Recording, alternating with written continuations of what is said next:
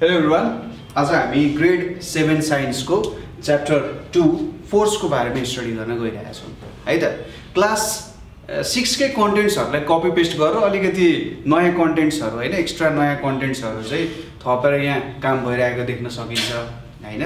र त्यही कन्टेन्ट्सहरुलाई नै मिलाएर के गरिएको छ त यहाँ स्टडी गराइएको छ है त। यो भयो हाम्रो च्याप्टर 2 फोर्स को कुरा। फोर्समा हामीले पहिले पनि फोर्स को एकदम सिम्पल कुराहरु जस्तै क्लास 6 को थोरै म रिभ्यू गराइदिन्छु है त।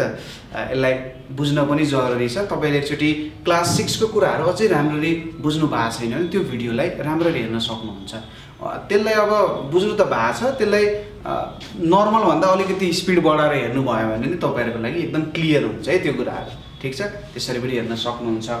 यहाँनेरि चाहिँ हामीले जस्तै पहिले हामीले मोसन को बारेमा पढाएको थियौं है। टाइप्स अफ मोसनहरु, रोटेटरी मोसन, ट्रान्सलेटरी मोसनहरु, सर्कुलर मोसनहरुको बारेमा स्टडी गराएको थियौं।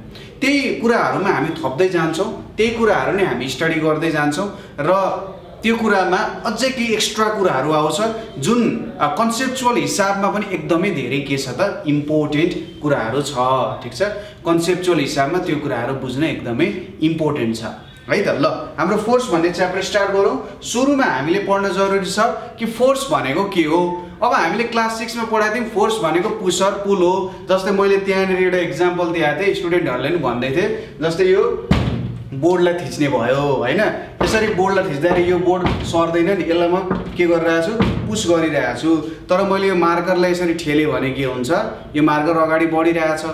फोर्स भनेको के हो, पुश और पुल, यो एउटा कुरा भयो।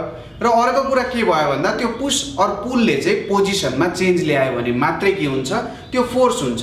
जस्तै यो बोर्डमा मैले पुश गरे, तर यो बोर्डमा पुश गर्दाखेरि यसको पोजिसन चेन्ज भएन, तर मैले यो मार्करलाई यसरी पुश गरे भने यसको पोजिसन चेन्ज भइरहेको छ हैन। त्यसैगरी फोर्सले के गर्छ, बडीको शेप र साइजमा पनि चेन्ज ल्याउने कामहरु गर्छ। यसको हिँड्ने डाइरेक्सनमा पनि चेन्ज ल्याउँछ। यसलाई स्लो पनि बनाउन सक्छ, फास्ट पनि बनाउन सक्छ। यो भयो फोर्सको कुरा। र अझै पनि हामीले न्यूटन लज अफ मोसनहरु पढ्ने बेला भएको छैन, तर जुन म यहाँ डेफिनेसन लेख्न गइरहेको छु त्यो चाहिँ हाम्रो न्यूटनको नियम अनुसारै के भइरहेको हुन्छ, डिपेन्डेन्ट भइरहेको हुन्छ। ठीक छ, फोर्सलाई कसरी डिफाइन गरिन्छ भन्दा force is an external agent.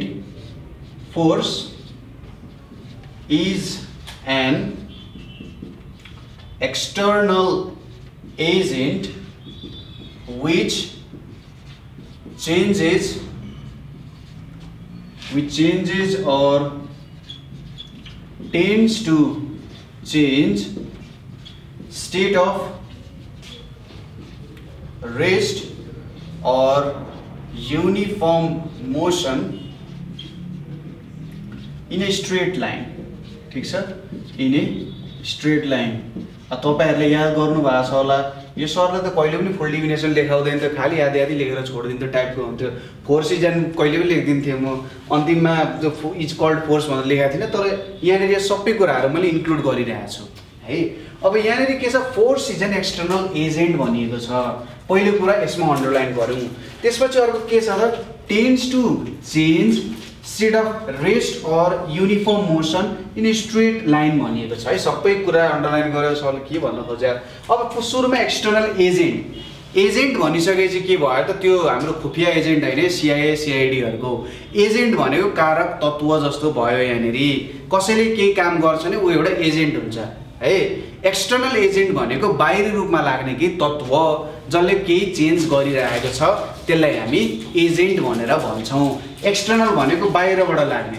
Suppose मैले यो अब्जेक्टलाई त बाहिरबाट यसरी प्याट ठेलिरहेको छु नि त, यो बोर्डलाई मैले बाहिरबाट ठेलिरहेको छु नि त, म के भयो त एक्सटर्नल एजेन्ट भयो। तर म अब पेन भित्र छिरे, पेन भित्रै छिरेर बाहिरतिर बुडुङ्ग पड्काए जस्तो गर्यो त्यो भनेको के भयो, इन्टर्नल एजेन्ट हुन्थ्यो।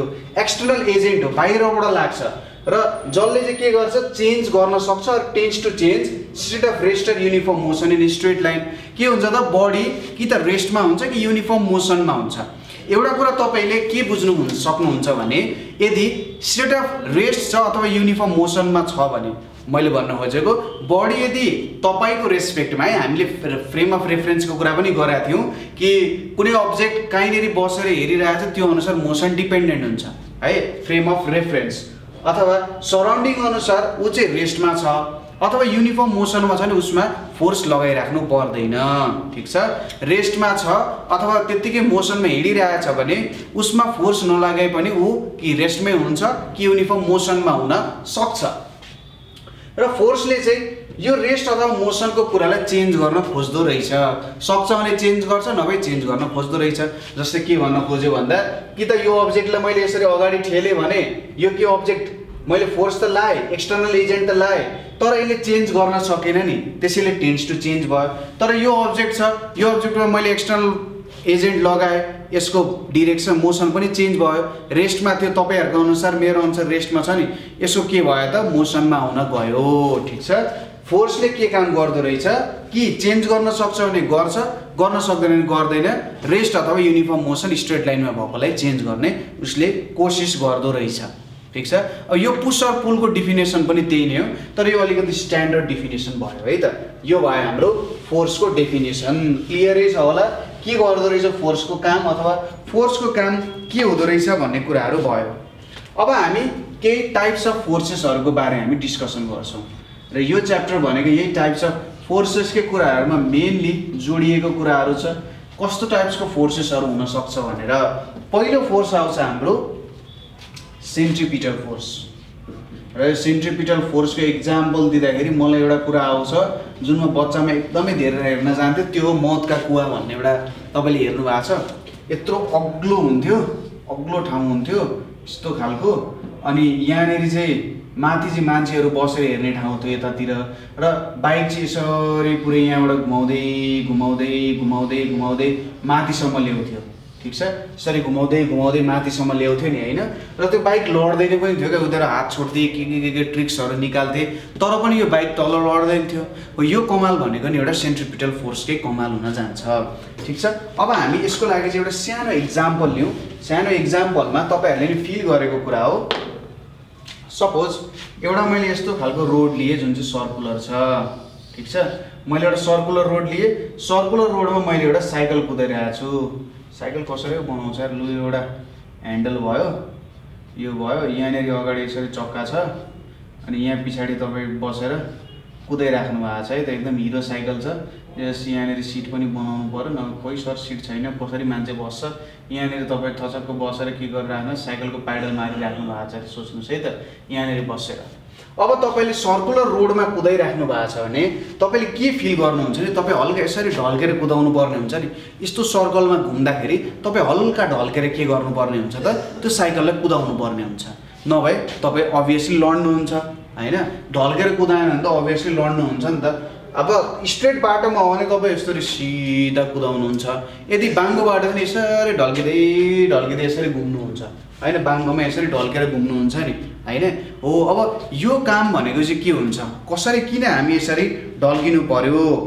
ठिक छ, अर्को इक्जाम्पल भनेको के हुनसक्छ त, जस्तै तपाईँ यदि यो नागढुङ्गाको बाटो हिँड्नु भएको छ भने, जुन हाम्रो काठमाडौँको नागढुङ्गा छ, काठमाडौँबाट बाहिर जाँदै अथवा काठमाडौँमा आउँदै हुनुहुन्छ भने, अथवा अरू यो पोखराभन्दा माथिको जिल्लाहरू जहाँ गइराख्नु भएको छ भने पनि यस्तो बाटोहरू आइरहेको हुन्छ। मध्यपश्चिमहरू गइराख्नु भएको छ भने यस्तो बाटोहरू धेरै ठाउँ, काठमाडौँ बाहेक अरू ठाउँमा पनि यस्तो बाटोहरू आइरहेको हुन्छ। तपाईँले के फिल गर्न सक्नुहुन्छ भने यो एउटा पहाड भयो, यो पहाडमा यस्तो खालको घुमाउरो रोडहरू हुन्छ है, यसरी माथि चढिरहेको रोडहरू हुन्छ, यसरी के आउँछ त रोडहरू आउँछ, यस्तो खालको यहाँनिर घुमाउरो रोडहरू आउँछ।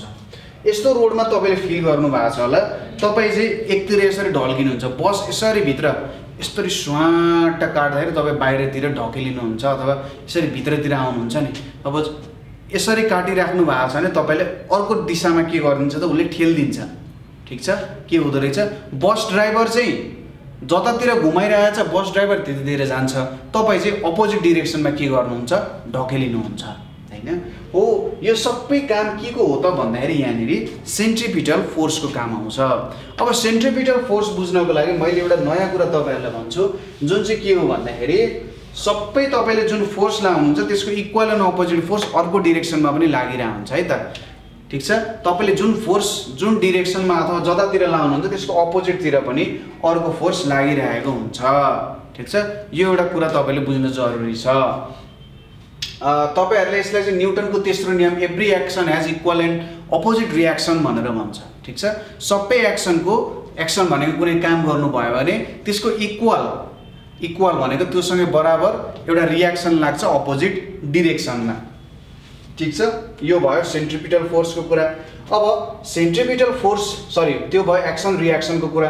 अब सेन्ट्रिपिटल फोर्समा जेनरली के हुन्छ अथवा सेन्ट्रिपिटल फोर्समा जेनरली हुने काम के हो त भन्दाखेरि यहाँनेरि के हुन्छ भने जस्तै यहाँनेरि एउटा सर्कल छ, यो एउटा सर्कल भयो, सर्कलको यहाँनेरि के छ सेन्टर छ।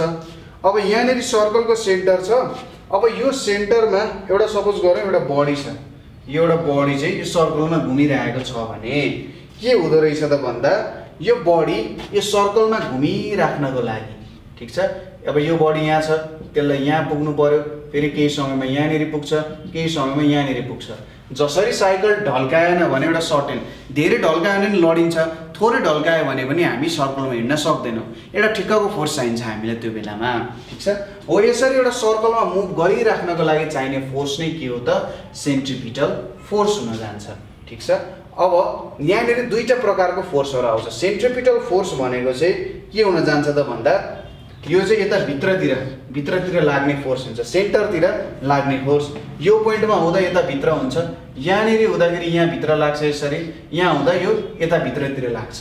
ठीक छ, यस्तो फोर्स जसले चाहिँ हामीलाई सर्कलमा घुम्न मद्दत गर्छ र जुन चाहिँ सेन्टरतिर डिरेक्टेड छ। ठीक छ, सेन्टरतिर डिरेक्टेड भनेको त्यो फोर्सको डिरेक्सन हुन्छ है, फोर्सको एउटा डिरेक्सन हुन्छ जुन चाहिँ सेन्टरतिर गइरहेको हुन्छ, त्यसलाई सेन्ट्रिपिटल फोर्स भनेर भन्छौँ। ठीक छ, त्यसैले तपाईँ चाहिँ यसरी साइकल ढल्काउनुको मतलब के हुन्छ, तपाईँ सेन्टरतिर जान खोज्नुहुन्छ। ठीक छ, साइकल ढल्काउनुको मतलब तपाईँले बुझ्नुहोस् कि सेन्टरले तानिरहेको छ भन्ने टाइपको तरिकाले बुझ्न सक्नुहुन्छ। ठीक छ, सेन्टरले तपाईँले के गरिरहेछ तानिरहेछ, तपाईँ सेन्टरतिर हिँडिराख्नु भएको छ है भन्ने तरिकाले तपाईँले यसलाई बुझ्न सक्नुहुन्छ। कुरा क्लियर छ? यति कुरा तपाईँहरूलाई क्लियर भयो होला है त।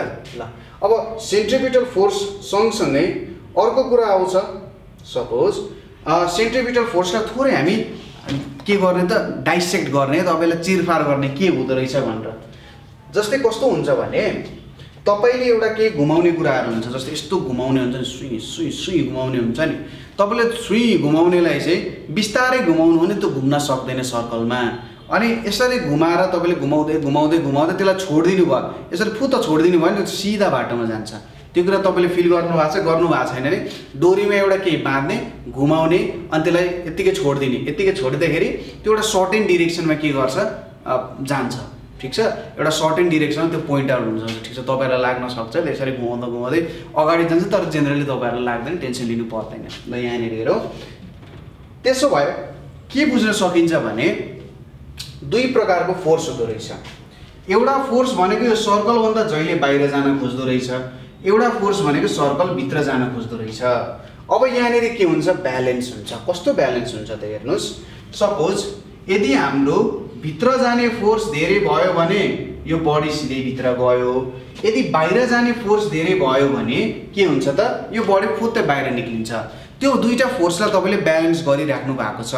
जब त्यो दुईटा फोर्सलाई ब्यालेन्स गर्नुहुन्छ नि त्यति बेला मात्रै यो बडी चाहिँ यसरी सर्कलमा हिँड्न सक्छ, नभए त्यो बडी सर्कलमा हिँड्न सक्दैन। मेरो कुरा बुझिराख्नु भएको छ? एउटा हुन्छ भित्रतिर तानिने फोर्स, अर्को हुन्छ बाहिरतिर जाने फोर्स।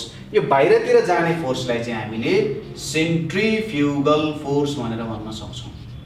एउटा हुन्छ बाहिरतिर ठेलिने फोर्स जसलाई हामी सेन्ट्रिफ्युगल फोर्स भनेर भन्छौँ। यो सेन्ट्रिफ्युगल फोर्स भनेको चाहिँ ठ्याक्कै के हुन्छ त अपोजिट डिरेक्सनमा लाग्ने काम गर्छ। अपोजिट डिरेक्सनै भनेर बुझौँ न, जे होस् ऊ चाहिँ फुत्तो उडेर निक्लिन सक्छ क्या। सेन्ट्रिपिटल फोर्स भनेको भित्रतिर लाग्छ र यो दुईटाको ब्यालेन्सले के गर्छ बडीले सर्कलमा घुमाउँछ। यदि भित्र जाने फोर्स चाहिँ धेरै भयो भने के हुन्छ त यो बडी सिधै भित्र गएर ठोकिने भयो, बाहिरतिर जाने फोर्स ज्यादा भयो भने यो के हुन्छ बाहिरतिर जान्छ। सेन्ट्रिपिटल फोर्स भनेको के रहेछ, force which keeps the body in its centre. पहिलो पोइन्ट के भयो, force which keeps the body in its center। ठीक छ, body in its center र it is directed हैन the force which keeps the body in a circle है in a circle र it's directed towards the centre of circle ठीक छ it's directed towards the के हो त सेन्टर अफ सर्कल यसलाई सेन्ट्रिपिटल फोर्स भनेर भनियो र सेन्ट्रिपिटल फोर्स भनेको ठ्याक्कै सेन्ट्रिपिटलको अपोजिट डिरेक्सनमा लाग्ने अब मलाई त तपाईहरुले यसको म्याथमेटिक्स बुझ्न एकदमै रहर छ के कस्तो हुन्छ कसरी यस्तो हुन्छ भन्ने कुराहरु तर हामीलाई चाहिने जुन टुल्सहरु हुन्छ यो टुल्सहरु चाहिँ एक्ज्याक्टली हामीले छैन हामीसँग टुल्सहरु छैन त्यही भएर त्यो फर्मुलाको मिठास पनि आउँदैन के त्यो टुल्सहरु नभए त्यो फर्मुलाको मिठास आउँदैन फर्मुलाको मिठास नै बुझ्न मजा आउँदैन त्यसैले यो कुराहरु हामी बुझौं कि सेन्ट्रिपिटल फोर्स भनेको बडीलाई सर्कलमा राख्न मद्दत गर्छ तपाईले एक्जाम्पल दिदा एउटा साइकल जब घुम्छ त्यो साइकल घुम्दाखेरि जुन तपाई ढल्किनु हुन्छ त्यो ढल्किने भनेको सेन्ट्रिपिटल फोर्स र सेन्ट्रिफ्युगललाई ब्यालेन्स गरिरहेको हो सर त्यहाँ सेन्ट्रिफ्युगल फोर्स कहाँबाट आयो जस्तै तपाईको साइकल त जहिले पनि सिधा बाटो हिड्न खोजिरहेको छ तर तपाईले यसरी ढल्काउनु भयो नि अब तपाईले त साइकललाई ढल्काउनु भएन नि तपाई त जहिले सिधा बाटो जानुहुन्छ हो कि हैन फिल गर्नु मेरो कुरालाई तपाईले एक्सपेरिमेन्टली सोचिराख्नु भएको छ तपाईले यदि त साइकललाई सिधा छोड्नु भयो नि त गोलो बाटोमा हिड्न सक्दैन त्यसलाई थोरै हल्का बङ्गाएपछि त्यो गोलो बाटोमा घुम्न जान्छ एउटा सेन्टरतिरको फोर्स तपाई एप्लाई गरिराख्नु भएको छ एउटा बाहिर जाने फोर्स पनि छ अब सेन्टरतिर मात्रै जाने हो भने त तपाई फिक्स लड्नुहुन्छ तर त्यो दुईटैलाई ब्यालेन्स गरेर मिलाउनु भने तपाई एउटा सर्कलमा पनि घुम्न सक्नुहुन्छ त्यो नै हाम्रो सेन्ट्रिपिटल फोर्स र सेन्ट्रिफ्युगल फोर्स दुईटा भयो ठीक छ सेन्ट्रिपिटल र सेन्ट्रिफ्युगल फोर्स भयो अब यहाँनेरि अर्को कुरा छ यो दुईटा बुझ्नुभयो एक्जाम्पल्सहरु तपाईहरुले लेख्न सक्नुहुन्छ ठीक छ यो एक्जाम्पल यस्तो एक्जाम्पलहरु भनेर तपाईले दिन सक्नुहुन्छ यहाँनेरि यस्तो एक्जाम्पल आयो भनेर तपाईले भन्न सक्नुहुन्छ त्यो दुईटा एक्जाम्पल एउटा यसरी के भन्छ यो डोरी घुमाउने हैन अर्को एक्जाम्पल भनेको कस्तो भयो त हाम्रो त्यो साइकलको एक्जाम्पल तपाईले दिने अनि त्यो फिगर बनाउने है त यो हाम्रो जुन सर्कलको फिगर अघि हामीले यहाँ बनाएको थियौं त्यो फिगर बनाएर तपाईले सेन्ट्रिपिटल र सेन्ट्रिफ्युगल फोर्सको बारेमा लेख्न सक्नुहुन्छ नेक्स्ट फोर्स भनेको हाम्रो के छ ग्रेभिटेशनल फोर्स छ ठीक छ के छ त ग्रेभिटेशनल फोर्स भनेर छ अब के हो त्यो ग्रेभिटेशनल फोर्स भनेको भन्दा यसलाई चाहिँ गुरुत्वाकर्षण बल भनेर भन्छ अब यो गुरुत्वाकर्षण बलको बारेमा आइज्याक न्युटनले भनेको थिए सबै कुरा न्युटनले भनेका छन् कि फोर्सको बारेमा चाहिँ एकदमै इम्पोर्टेन्ट कुराहरु जुन हुन्छ सबै न्युटनले भनेर सकिसकेका छन् अब ग्रेभिटेशनल फोर्सले के भन्छ भने सिम्पल कुरा छ सपोज यहाँनेरि मसँग एउटा बडी छ जसको मास m छ है मास सर्टेन मास छ यहाँनेरि मसँग अर्को बडी छ जसको मास सानो m लेखे मैले मास छ सपोज यिनीहरु दुईटाको सेन्टर हुन्छ हैन यो सेन्टर दुईटा छ यिनीहरु बीचको डिस्टेन्स d छ अरे अथवा यो दुईटा बडीहरु चाहिँ के डिस्टेन्स दूरीमा छन् भने के हुँदो रहेछ यिनीहरुले एक अर्कालाई एट्र्याक्ट गर्दो रहेछ ठीक छ के हुँदो रहेछ यो बलले यसलाई आफूतिर तान्ने यसले के गर्दो रहेछ आइज नि त मतिर साथी भनेर भन्दो रहेछ अर्कोले पनि के भन्दो रहेछ साथी तिमी पनि नजिकै आऊ न भन्दो रहेछ दुईटाले के गर्दो रहेछ एक अर्कालाई तान्दो रहेछ अथवा अट्र्याक्ट गर्दो रहेछ यसलाई नै हामी के भन्छौं त ग्रेभिटेशनल फोर्स भनेर भन्न सक्छौं ठीक छ यहाँनेरि ग्रेभिटेशनल फोर्स भनेको द फोर्स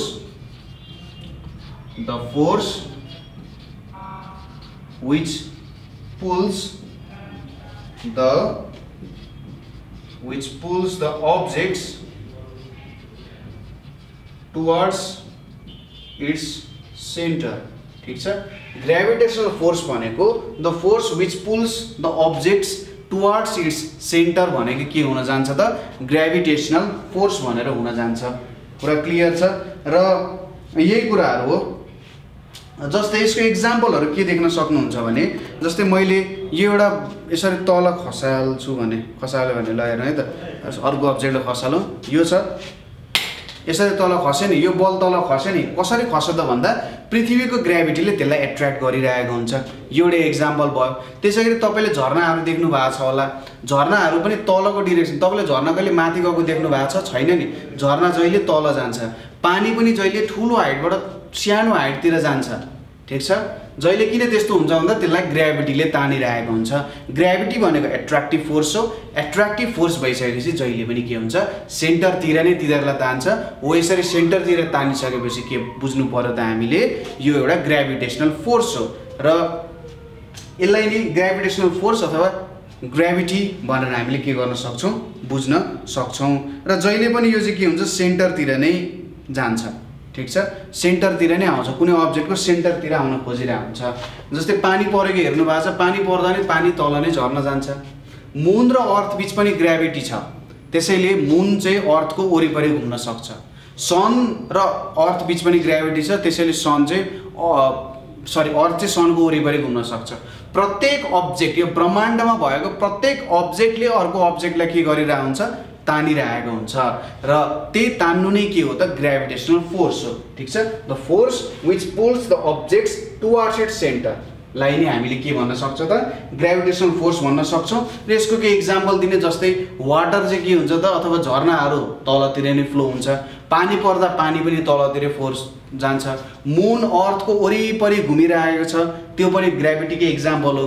सनको वरिपरि सबै प्लानेट्सहरू घुमिरहेका छन्, त्यो पनि ग्राभिटीकै कारण हो भनेर हामीले भन्न सक्छौँ।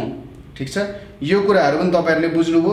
त्यसपछि अर्को कुरा आउँछ हाम्रो म्याग्नेटिक फोर्स भनेर है त।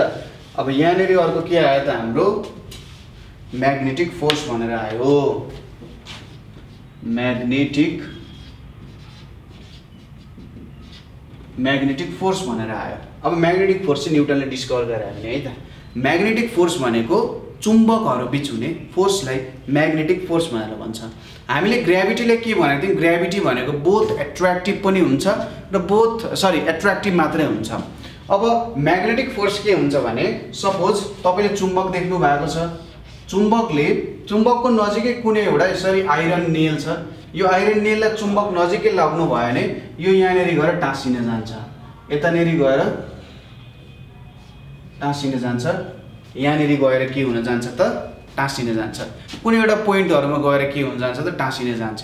यो हाम्रो के हो त म्याग्नेटिक फोर्सहरू हो। ठिक छ, कुरा बुझ्नुभयो।